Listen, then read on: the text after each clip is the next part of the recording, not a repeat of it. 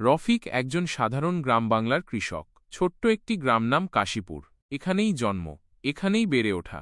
তার পৈতৃক জমি মাত্র ৩ বিঘা। সেই জমিতেই সে চাষবাস করে। স্ত্রী হালিমা আর ২ ছেলে মেয়ে রিমন আর রুনাকে নিয়ে তার সংসার চলে। রফিক ছোটবেলা থেকেই বাবার সাথে মাঠে যেত। ধান কাটা, মাটি চষা, সেচ দেওয়া সব কাজেই তার হাত ছিল পাকা। কিন্তু আধুনিক চাষাবাদ বা নতুন নতুন কৃষি প্রযুক্তির সঙ্গে তার পরিচয় হয়নি। দারিদ্র্য আর অভাবের সংসারের সুযোগও হয়নি শিক্ষার।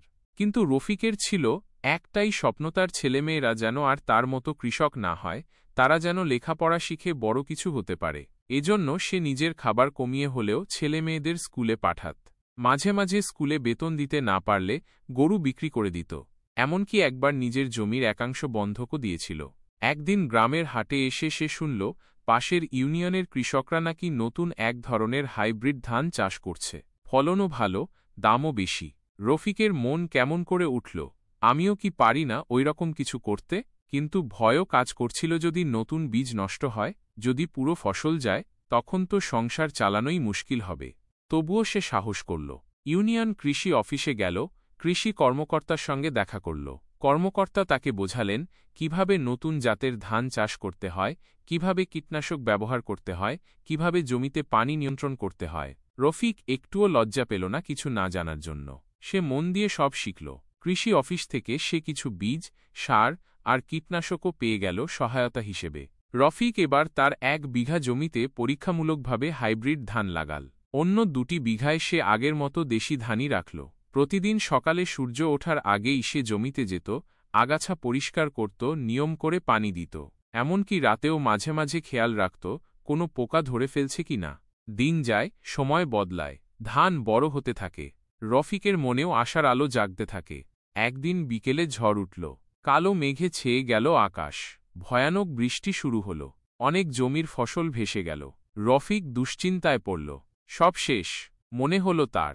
কিন্তু পরদিন সকালে মাঠে গিয়ে সে অবাক হয়ে দেখল, যেখানে দেশি ধানের ক্ষতি হয়েছে অনেক, সেখানে হাইব্রিড ধান অনেকটাই টিকে গেছে। কৃষি কর্মকর্তার কথা মতো নিয়মিত যত্ন করায় ধানগুলো মজবুত হয়েছিল। কয়েক মাস পর কাটা হল ধান।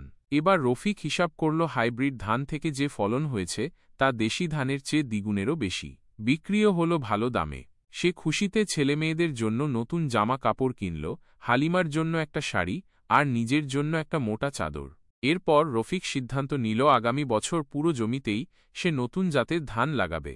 সে আরও একজন কৃষক বন্ধুকে সঙ্গে নিল, তাকে শেখাল কিভাবে করতে হয়। তার মতো আরও কয়েকজন কৃষক এভাবে আধুনিক চাষে আগ্রহী হয়ে উঠল।